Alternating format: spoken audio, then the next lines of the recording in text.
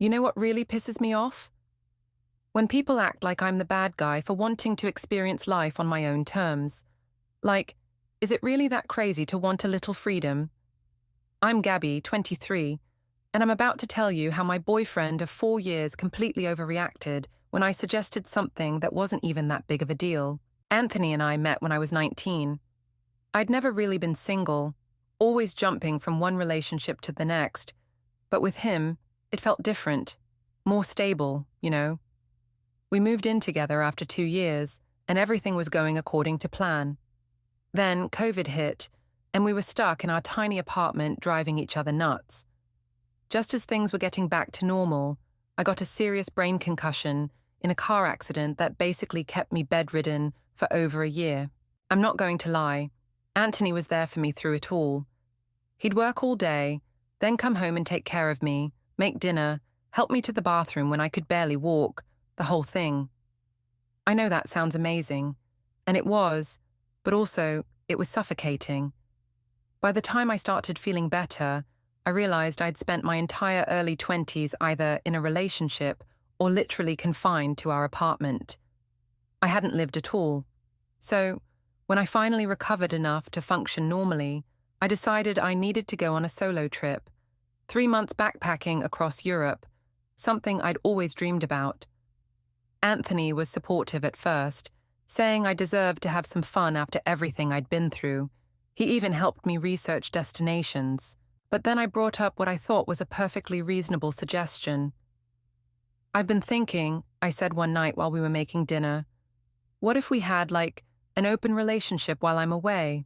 His face immediately changed. "What?" "I've never been single as an adult," I explained. "I've always been in relationships. I'm not saying I want to break up. I love you, but this might be my only chance to experience what it's like to be on my own, without, consequences." Anthony stared at me like I'd suggested we rob a bank. "Are you serious right now? You want permission to cheat on me?" "It's not cheating if we agree to it," I said, rolling my eyes. "And it goes both ways. You could hook up with people too." "I don't want to hook up with other people," he said. "Do you?" "That's not the point," I said, feeling defensive. "The point is freedom, experience. I've never had that." We argued for hours. He kept saying things like, "That's not how relationships work," and "If you want to be single, then be single." He completely missed my point. I wasn't asking to end our relationship. I just wanted to experience something different without having to give up what we had. The next day, he brought it up again. "I'm concerned that you even suggested this," he said, all serious. "It makes me wonder if you're actually happy with me." "Of course I'm happy with you," I said. "This isn't about you. It's about me getting to experience something I never have before." "Because it matters to me," he said, getting all emotional. "I've been here for you through everything, and now you're telling me you want to sleep with other guys while you're traveling." "I didn't say that specifically," I argued, even though between us that's exactly what I meant. "And besides, it would just be physical. It wouldn't mean anything." He set a boundary right then, saying if I did anything while I was away, our relationship would be over. No discussion, no compromise. "Fine," I said eventually. "I choose you 100%. But inside, I was seething. Who was he to limit my experiences? The week before my trip, I decided to try a new approach. I invited Anthony out to that little Italian place he loves, and wore his favorite dress. I figured if I could get him in a good mood, maybe he'd be more open to compromise. "I've been thinking about what you said," I told him over dessert, reaching for his hand. "And I understand your concerns." He looked relieved. "Thank you, that means a lot." "I was thinking maybe we could find a middle ground," I continued. "What if we set some rules? Like we only tell each other general stories about our time apart, not specific details." His expression changed immediately. "Rules for what, exactly?" "You know," I said, trying to sound casual. "For while I'm away. We could have like a don't ask, don't tell policy." He pulled his hand away. "Gabby, we already discussed this. Either we're in a committed relationship or we're not." "But that's so black and white," I argued. "Vicky says she and Matt have all these rules that make their arrangement work. They can flirt, but not kiss, or kiss, but nothing more. There are options. I don't care what Vicky and Matt do, he said, his voice getting louder. That's not us. An older couple glanced over and I felt my cheeks flush. Can you lower your voice? I hissed. You're making a scene. I'm making a scene, he laughed. You're trying to negotiate terms for cheating on me in public. It's not cheating, I insisted. It's an arrangement and it would only be physical. Don't you want me to live a full life? I want you to live a full life with me, he said. Is that really so controlling? In my head, I was screaming, yes, but I kept my cool. I just think you're being insecure. If you really loved me, you'd trust that no matter what happens on this trip, I'll come back to you. Trust isn't about letting your partner sleep with other people, he said. It's about believing they won't want to. We barely spoke on the drive home. I tried bringing up the compromise idea a few more times, but he shut me down every time. After the third attempt, he asked me point blank if I was already planning to cheat on him. Of course not, I lied. I'm just trying to be honest about what I want. Isn't that what couples should do? Communicate? There's a difference between communication and manipulation, he shot back. That hit a nerve. How am I manipulating you? By being honest about my feelings? By trying to wear me down into accepting something you know I'm not okay with, he said. If you want to be single so badly, then be single. But don't expect me to wait around while you find yourself in some other guy's bed. I almost broke up with him right then. Who talks to their girlfriend that way? But my trip was only 3 days away, and I'd already paid for everything. Plus, I didn't actually want to lose Anthony. I just wanted more. So I backed down. Fine, forget I mentioned it. I'll be faithful. The morning of my flight, Anthony drove me to the airport. He hugged me extra tight at security. Promise me nothing will change, he whispered. I promise, I said, fingers crossed behind his back. Not because I was planning to cheat, I wasn't, not exactly, but because I didn't want to be bound by promises when I was supposed to be experiencing freedom for the first time in my life. My first stop was Barcelona. For the first week, I was pretty much the perfect partner. I video called him every night, sent cute updates throughout the day, and turned down a drink offer from a local guy at a tapas bar. I even texted Anthony about it, thinking he'd be proud of me for being faithful. Instead, he seemed annoyed that someone had hit on me in the first place. Why are you going to bars alone? He asked. Because I'm traveling alone, I replied, rolling my eyes. What am I supposed to do? Hide in my hostel? By the second week, the constant check-ins were starting to grate on me. I was trying to have adventures, and there was Anthony texting me every few hours, asking what I was doing, who I was with, when I'd be back at my hostel. Then I met Zoe, an Australian girl, staying at the same hostel in Valencia. She was on her own year-long trip around the world and had the most incredible stories. One night over sangria, she told me about her fling with a Brazilian surfer, a weekend with an Italian chef, and a magical night with a French artist. What about your boyfriend? I asked, assuming she had one back home. She laughed. No boyfriend, total freedom. That's what traveling is all about, right? Finding yourself. I smiled, but inside I felt jealous. That's exactly what I'd wanted, what I still wanted. But instead, I was spending half my trip texting updates to Anthony. What about you? Zoe asked. You're not here with anyone, right? You should come to this beach party tomorrow. The guys who invited me said they're bringing friends. I hesitated, then agreed. A party didn't mean anything would happen. I was just making friends, experiencing the local culture. I didn't mention the party to Anthony during our call that night. Not because I was planning anything bad, I wasn't, but because I knew he'd make it into a bigger deal than it was. The party was everything it should be. Music playing, people dancing on the sand, drinks flowing freely. That's where I met Felipe.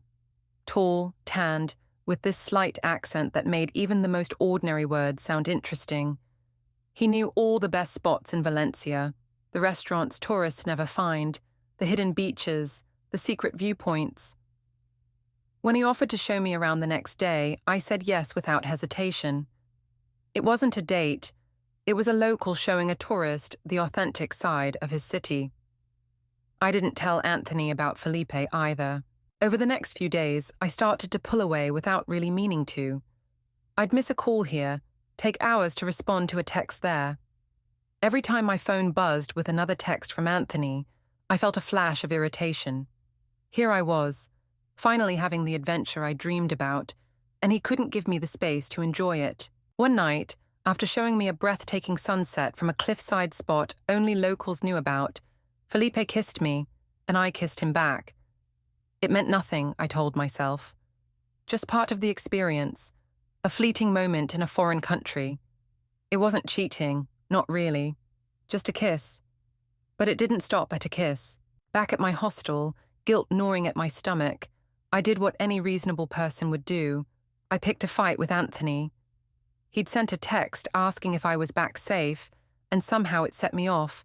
I called him, already fired up. "Why are you constantly checking on me?" I demanded. "Don't you trust me at all?" "Of course I trust you," he said, sounding confused. "I just worry about your safety." "I'm not a child, Anthony. I can take care of myself." We argued for almost an hour. I said things I didn't mean, brought up old fights, accused him of trying to control me. By the time we hung up, we were both angry, and I felt relieved, like I'd created enough of a distraction that he wouldn't suspect anything about Felipe. The next day, when Felipe texted, asking if I wanted to go to a wine tasting, I said yes without hesitation. When he brought me back to his apartment afterward, I didn't stop him. And when he kissed me again, I didn't think about Anthony at all. I didn't call Anthony that night or the next. When he finally reached me, frantic with worry, I told him my phone had died and I couldn't find my charger. He sounded relieved, apologized for our fight, and said he missed me. "I miss you too," I said. And in that moment, I almost meant it. Almost. For the rest of my time in Valencia, I lived a double life. With Anthony, I was the dutiful girlfriend, sending safe updates about tourist attractions and local food. With Felipe, I was someone else entirely. Carefree, adventurous, unburdened by promises or guilt. I told myself what Anthony didn't know wouldn't hurt him, that I'd leave this all behind when I moved on to my next destination, that it didn't count if it was in another country.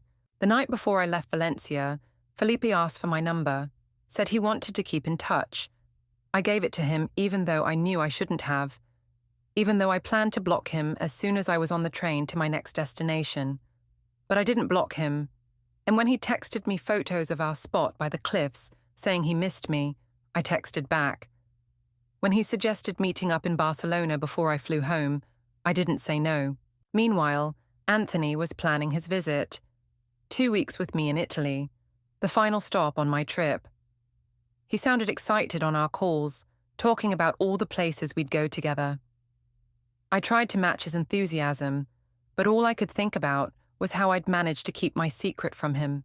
My next few weeks were a blur of cities, sights, and increasingly elaborate lies. I'd tell Anthony I was tired from sightseeing, when really I was hungover from nights out. I crafted a sanitized version of my trip for him, one where I was always alone, always thinking of him, always counting the days until his visit. As his visit approached, I began to panic. What if he somehow found out? What if Felipe texted while Anthony was with me? The web of lies I'd created suddenly seemed fragile. I considered coming clean. Just once, late at night in a Paris hostel, I drafted a text telling him everything, but I deleted it before sending. The thought of losing him was too much to bear. 3 days before Anthony was set to join me in Rome, Felipe texted again. He'd found cheap flights to Rome. He could come see me, he said, just for a day or two before my boyfriend arrived. I should have said no immediately. Instead, I hesitated, told him I'd think about it. Before I could reply, another message came through. This one from Anthony. A simple, sweet note saying he couldn't wait to see me, that these 3 months had been the longest of his life, but he was proud of me for taking this journey. Shame washed over me. I looked at the 2 messages side by side. Felipe's suggestion of one more secret meeting, Anthony's declaration of pride and love. For the first time since Valencia, I saw my actions clearly. I blocked Felipe without responding. Then I stepped onto my hotel balcony and cried. The crying didn't last long. By evening, I'd convinced myself that blocking Felipe was enough. A clean break, a fresh start. Anthony would arrive in 3 days, and we'd pick up where we left off. He'd never know what happened. I spent those days deep cleaning my social media, deleting conversations, untagging myself from photos. I built a version of my trip that Anthony would approve of, erasing all traces of the real one. When Anthony's plane landed, I was waiting at arrivals with a nervous smile. I ran into his arms, kissing him with what I hoped looked like unrestrained joy. "I missed you so much," I said, and that wasn't a lie. Part of me had missed him, missed the safety and comfort of our relationship.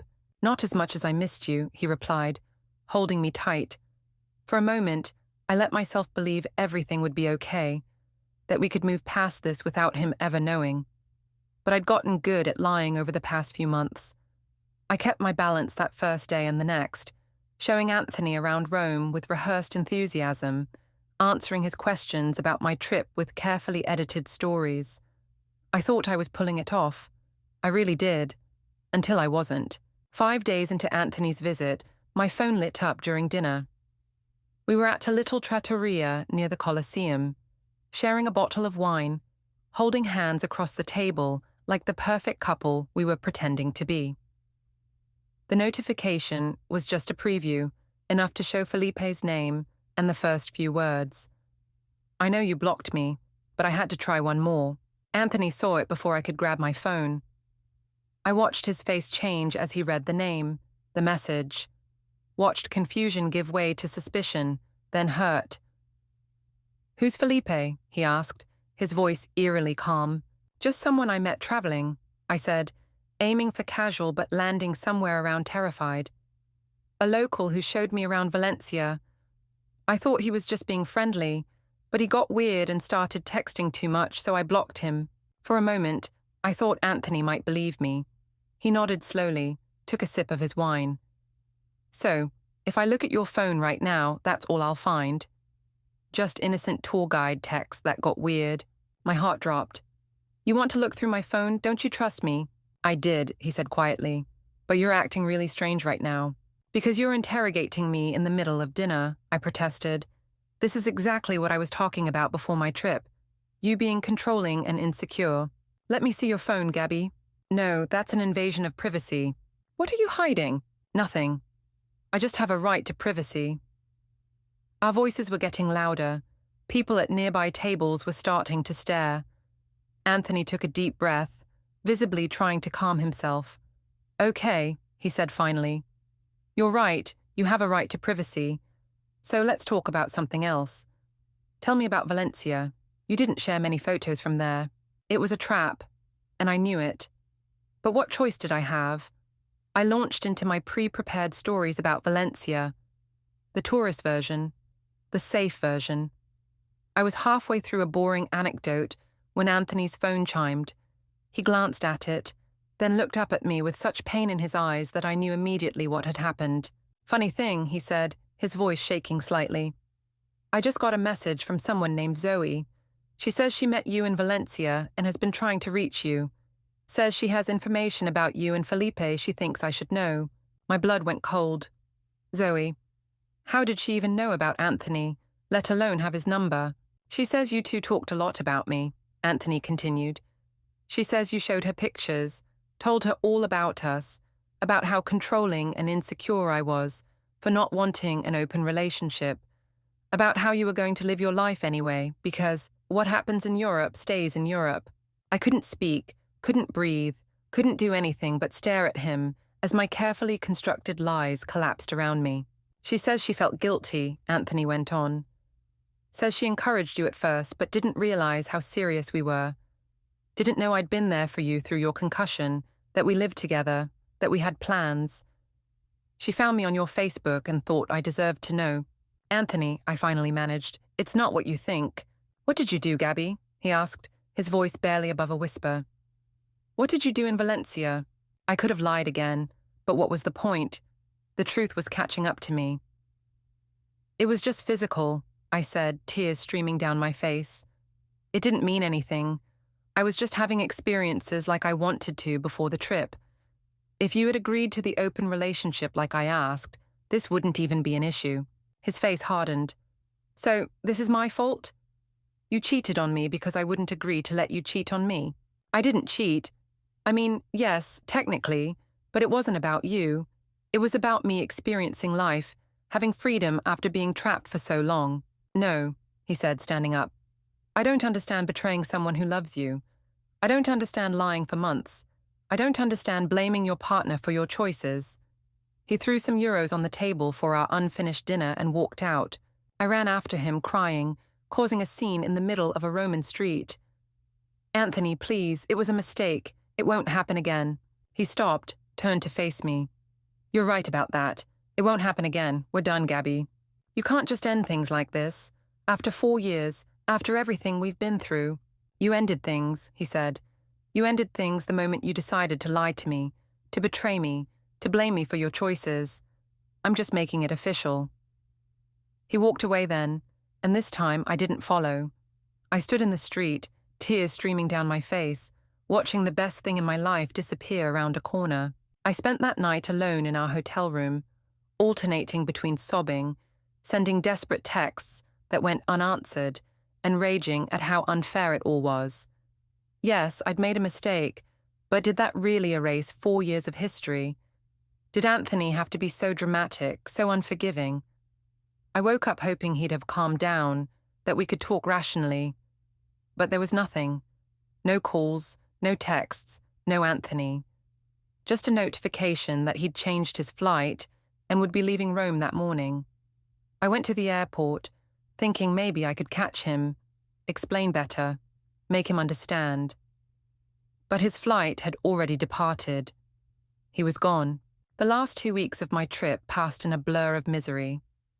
I couldn't enjoy anything. Not the sights, not the food, not the freedom I'd supposedly wanted so badly. All I could think about was what I'd lost, and for what. A few meaningless hookups with a guy whose last name I couldn't even remember. When I finally flew home, I was certain Anthony would be there, that we'd have a big dramatic reunion, that he'd forgive me, that we'd move past this. That's how these stories were supposed to end, right? But Anthony wasn't at the airport. He wasn't at our apartment either. His things were gone. Clothes, books, the weird collection of vintage video games he loved. All that remained were the things we'd bought together, the life we'd built, now half empty and hollow. I called him, texted him, emailed him. Nothing. I tried his friend Brian, who answered coldly that Anthony didn't want to talk to me. I asked where he was staying, and Brian laughed. He's not hiding, Gabby. He moved out, got his own place, started over. You should do the same. I couldn't believe it was really over. Not after everything. Not without a proper goodbye. Not without a second chance. As days turned to weeks, reality began to sink in. Anthony wasn't coming back. Our relationship, our plans, our future, it was all gone because of one stupid mistake.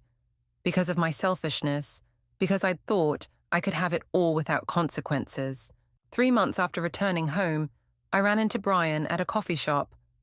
I asked about Anthony, hungry for any information. He's good, Brian said, his tone making it clear this conversation would be brief. Really good, actually. Got a promotion, started seeing someone new. Seems happy. The words hit me like physical blows. Anthony was supposed to be devastated without me. He was supposed to be miserable, waiting for me to win him back. Instead, he'd moved on completely. Who is she? I asked, unable to help myself. Brian shrugged. Just someone he met through work. She seems nice, normal, trustworthy. The emphasis on that last word was unmistakable. 6 months after returning from Europe, I was still living in the apartment we'd once shared, still working the same job, still single. But everything had changed. I had no real friends left. My family, while supportive, clearly thought I'd made my own bed. Meanwhile, through social media breadcrumbs and unwilling updates from mutual acquaintances, I'd learned that Anthony was thriving. New apartment in a better neighborhood, promotion at work, still dating the same girl, apparently getting serious. Weekend trips, dinner parties, a life that looked bright and full without me in it. I'd wanted freedom, experiences, a chance to find myself. Instead, I'd lost the only person who truly knew me, who'd stood by me through the darkest year of my life. And for what? Memories I couldn't even enjoy because they were tainted with regret. The worst part wasn't the loneliness or the regret, or even seeing Anthony move on. The worst part was knowing deep down that I had no one to blame but myself. I'd made my choices. I'd lied, cheated, manipulated. I'd broken something precious and irreplaceable. "It's not fair," I whispered to my empty apartment. "One mistake shouldn't erase for years." But it wasn't one mistake. It was 100 small choices, 1,000 little lies. It was putting my desires above our relationship, my freedom above his feelings. It was betraying the person who'd never betrayed me. If I could go back, I'd do everything differently. I'd appreciate what I had instead of craving what I didn't. I'd recognize that true freedom isn't about doing whatever you want. It's about choosing what really matters and committing to it fully. But I couldn't go back. All I could do was move forward alone, carrying the weight of what I'd lost, what I'd thrown away. I'd asked for an open relationship before my solo trip. He'd said no, so I'd called him insecure. Turned out he wasn't insecure at all. He simply knew his worth. And now, so did I. Far too late. Late.